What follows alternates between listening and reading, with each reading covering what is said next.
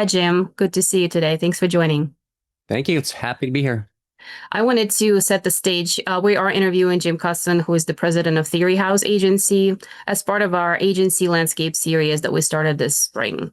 Shopperations is working with many shopper marketing agencies in the industry, and we would love to shine the light on their capabilities and help them express what makes them different, what their mission is, and then how they go into business and how they help support their CPG clients.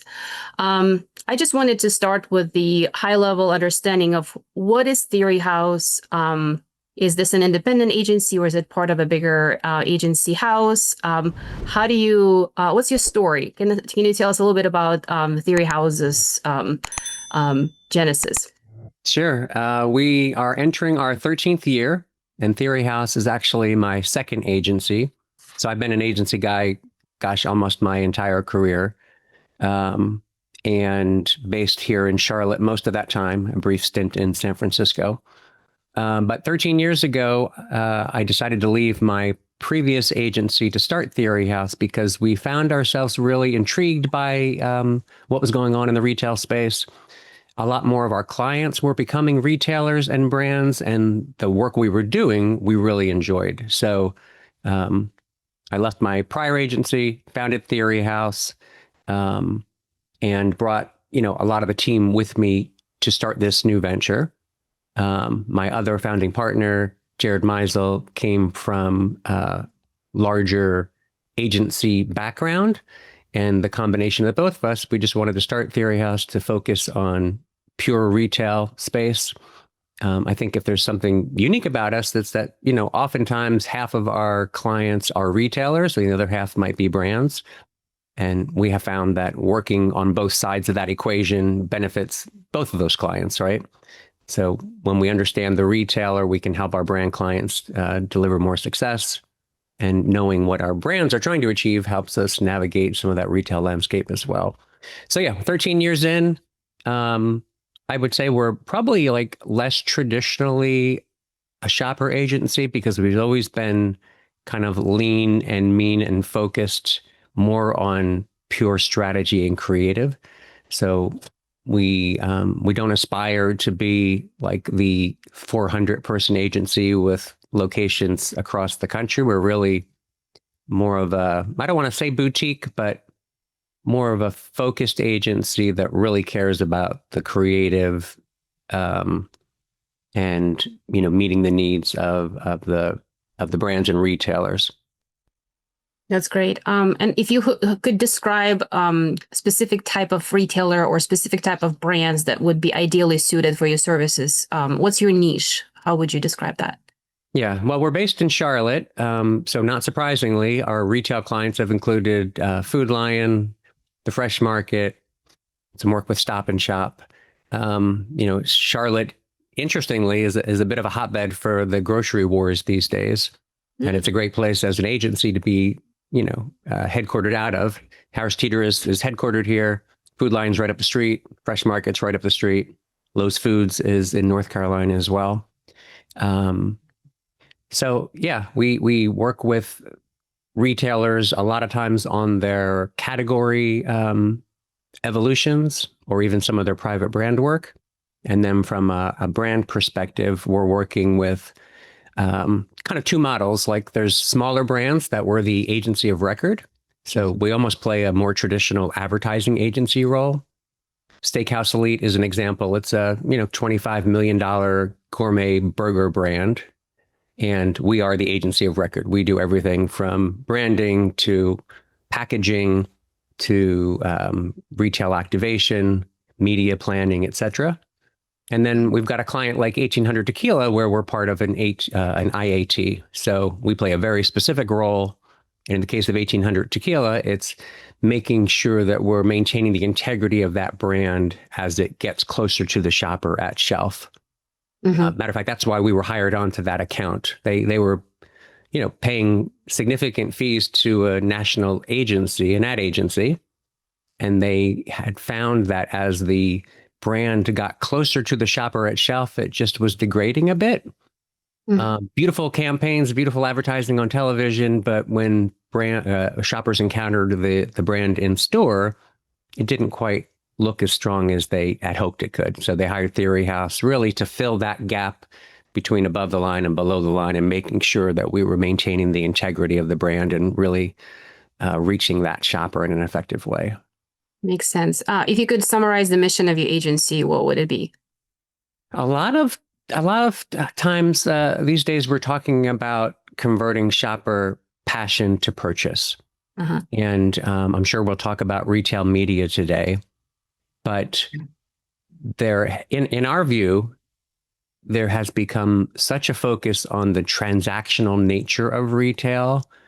And I think this is a pendulum that's going to swing.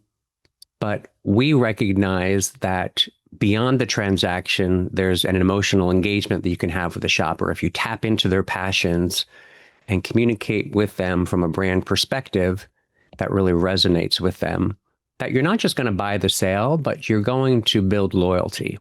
And so as an agency, we really do try to lean into this idea of passion to purchase. Mm-hmm. And when we get a new project from a client, the first thing we do is really try to understand who that shopper is, what they're passionate about outside of our brand specific world. And then how can we tap into that and build a story that really resonates with the shopper, and again, converts the sale, but also builds longer term loyalty and hopefully advocacy for our clients as well. Mm-hmm. Makes sense. That's wonderful. Can you explain the Theory House brand name? How did you come up with that? What does it mean? Gosh, I wish I should make up a story for you, but I had left my previous agency, and it was literally, we had about 3 weeks to stand up the new agency. Mm-hmm. And so the team got together, we put a bunch of names into the queue. And one of the most important considerations is, can we get the URL? And interestingly enough, we had Theory on one of the lists, and it sounded smart and like, that will resonate with our clients. And then the house was this idea of being a place that was a bit more comfortable, a bit more approachable. So this combination of scientific theory and a comfortable place to work and hire ended up where we landed. And theoryhouse.com was just coming off auction, and literally 3 days before we opened the doors, we secured that URL, and oh wow, that was the rest is history.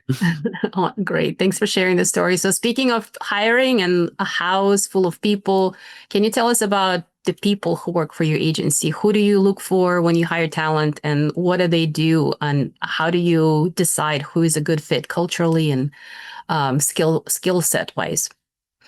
Yeah, well, we do have core values that guide a lot of our decision making. As an agency, we lean into the EOS traction model.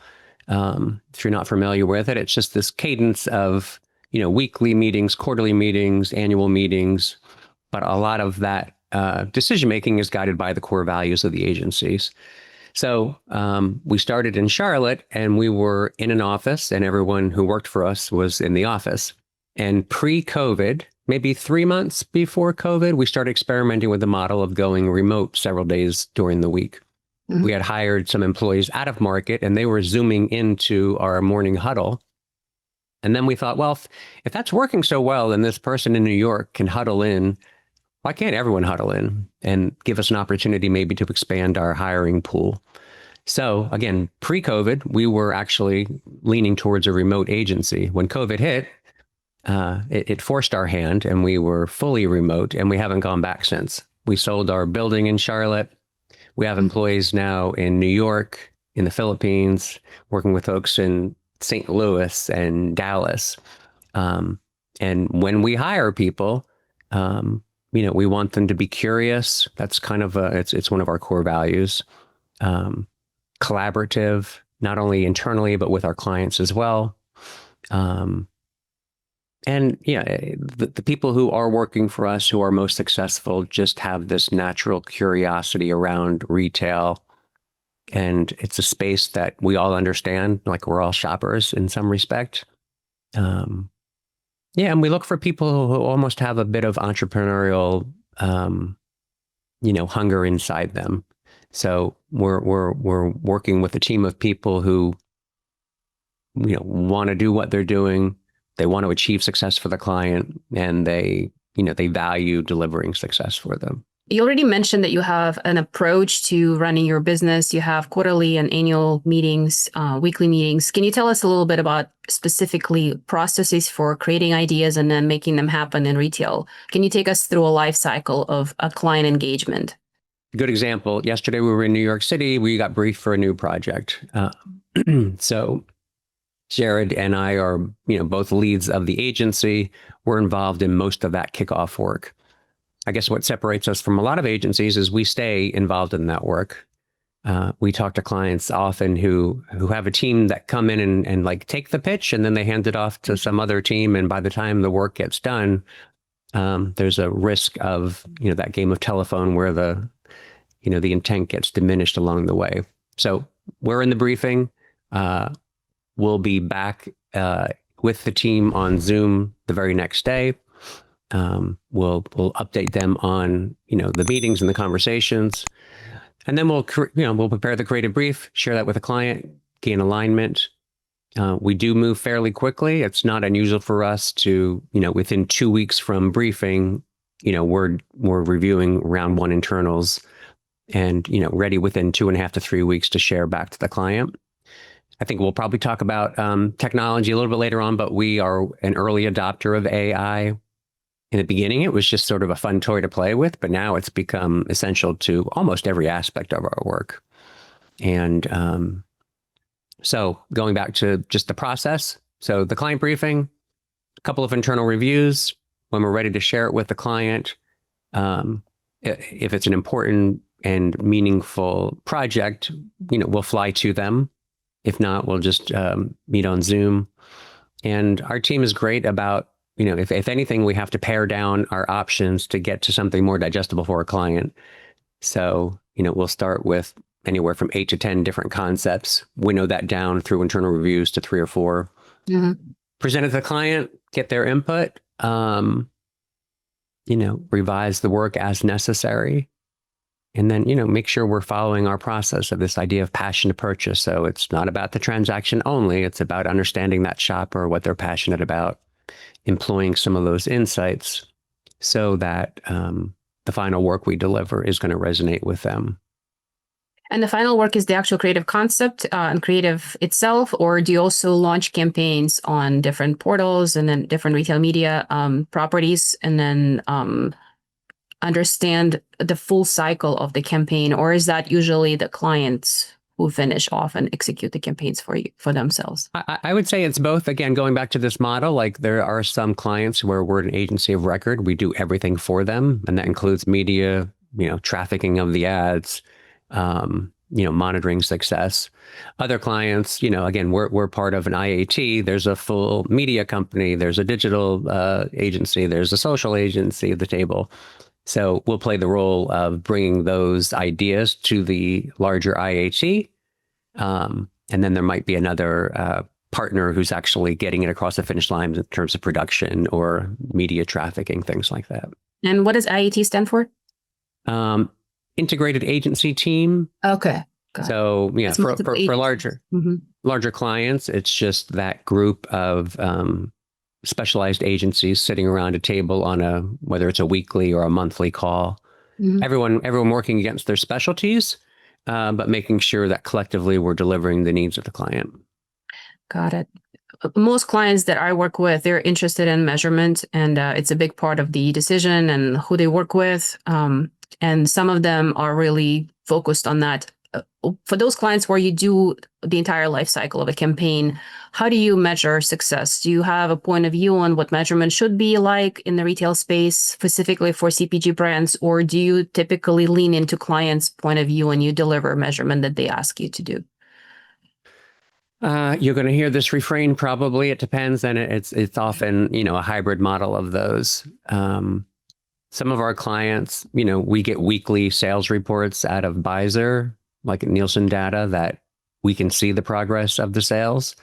But going back to our model and this idea of passion to purchase, we want to make sure that we're achieving real results on a weekly basis. But more importantly, we want to see that over the course of 6 months or a year, that we're really gaining more momentum with our shoppers and, building that brand advocacy and that brand loyalty. So again, the risk is you're so focused on that, initial transaction that you miss the opportunity for long-term loyalty. So we try to, I don't know, train our clients, or at least advise our clients, that we want to look at both. We want to look at, year-over-year sales performance, but we want to look at, how you're doing in building advocacy, building loyalty for the brand based on tapping into those shopper passions. So if you could select like top 3 KPIs for a typical shopper marketing campaign, like what would you suggest they are? Well, I mean, sales is always going to lead the charge. The ROI, and then this idea, perhaps a little bit softer of a measurement, but advocacy and loyalty, which isn't necessarily going to be presented through the numbers, and it may require more investment in research and insights to get them. Mm-hmm. But I think it's a nice combination of like sales data and long-term loyalty building. Mm-hmm. Understood. So let's talk about data and technology and AI. What role does AI play today? You mentioned that it's part of every step in the process. Can you give us a few examples of how AI makes you more productive or more creative? Sure. When we started using it, and I would say, we're 2 or 3 years in at this point, it was to do silly things like just generate imagery of, things that entertained us. But now we're using it, to gain insights around our clients and the competition.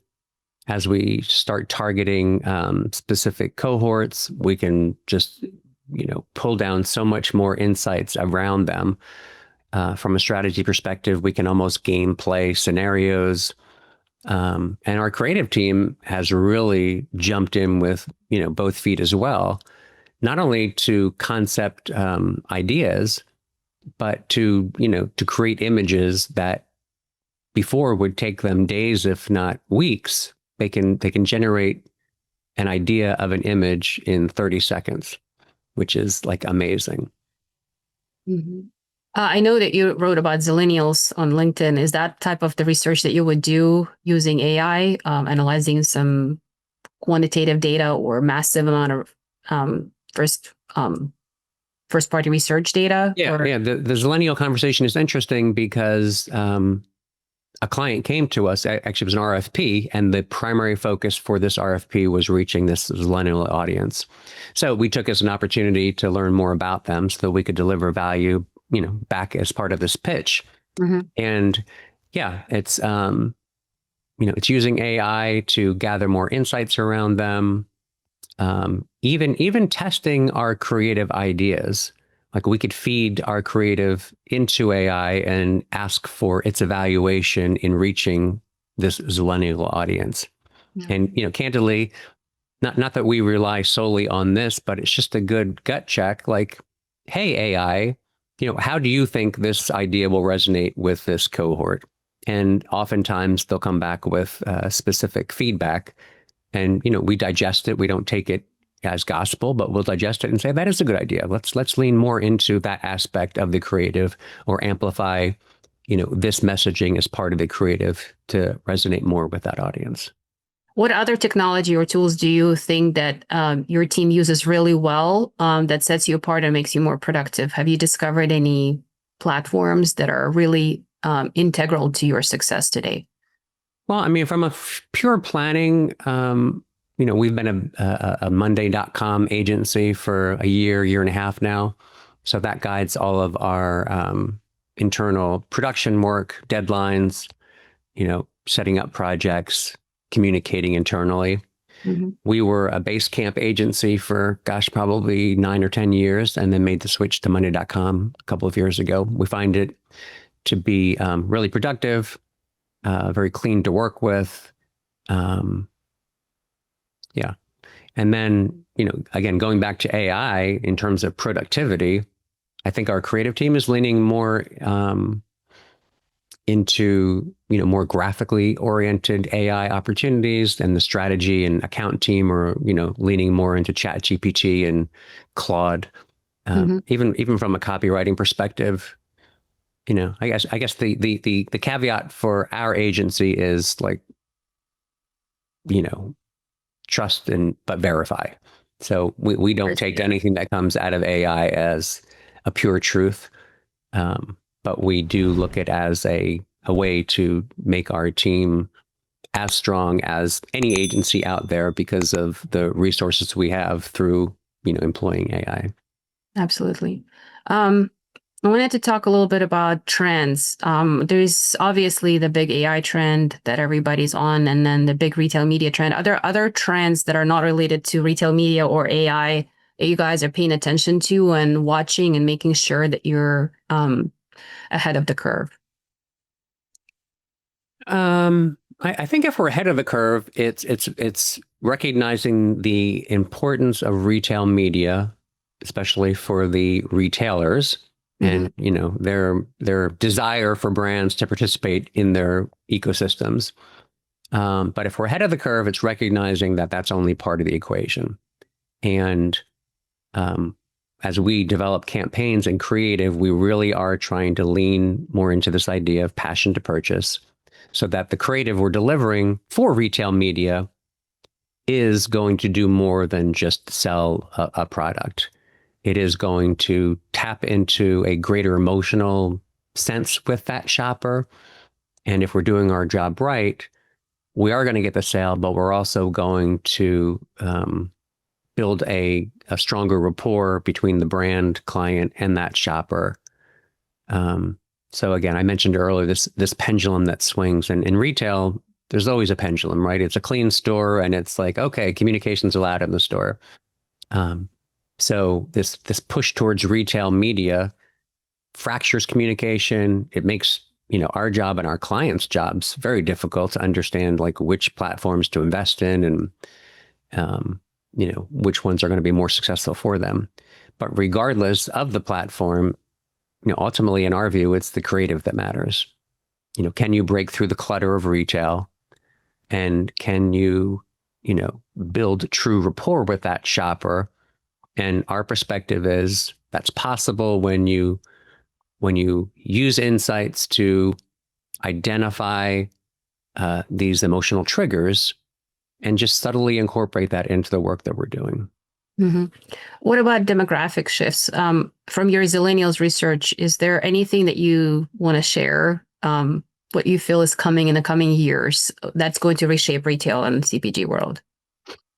Yeah, the Zillennials are interesting because, they care about transparency. They care about, things like sustainability. Morning routines are just so important to them. This pitch that I mentioned to you, was focused on a morning routine product. We'll keep it vague at that point. Okay. But, the Zillennials, more than any other cohort, they really do value this idea of morning routines and, this push even towards like at-home barista experiences. They tend to be a little bit more careful with their money as well. So they're trying to bring that, Starbucks or barista experience home, and creating these moments inside their homes that just make their morning routine meaningful and set them up for success for the day. So as you think about the brands you're working with and, this growing Zillennial audience, the question you would have to ask is like, how do I become part of that routine? And again, going back to this idea of passion to purchase, it's, understanding that they have these routines and they're passionate about them. So as a brand, how can we participate? Interesting. What about retail environment? How do you see it evolve in the next 5-10 years? Are there any examples of retailers in the Charlotte area that are really doing it right? Or not necessarily in Charlotte, anywhere in the US? Yeah. It's easier for me to point out things that I don't think are the right decisions. You have a hard time convincing me that big screens in a retail environments make a lot of sense. I understand it from a revenue perspective from the retailer. If I'm a technology company, I want to hustle it. If I'm a shopper, I don't know that I want screens interrupting the frozen case in my store. Mm-hmm. So specific example, Harris Teeter Kroger banner. They're testing these like large iPads that are essentially communicating product features on the door of the freezer cases. I don't think people want to be educated about frozen tacos or enchiladas. I just don't think that's something that they need or want at that point in the store.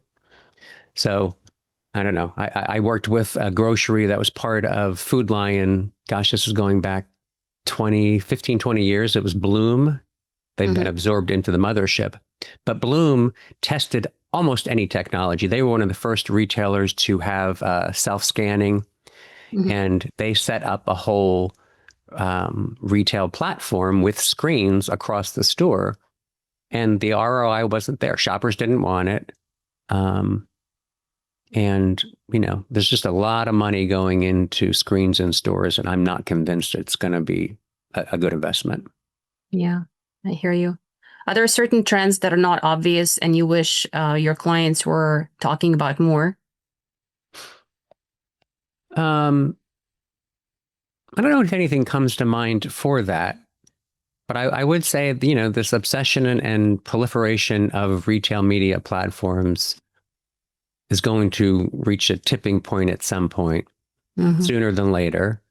And, you know, ultimately, you know, shoppers are just people, and we want to communicate that with them thoughtfully and, you know, guide their decisions. But I don't know that every single retailer out there needs to have a bespoke platform to speak to shoppers.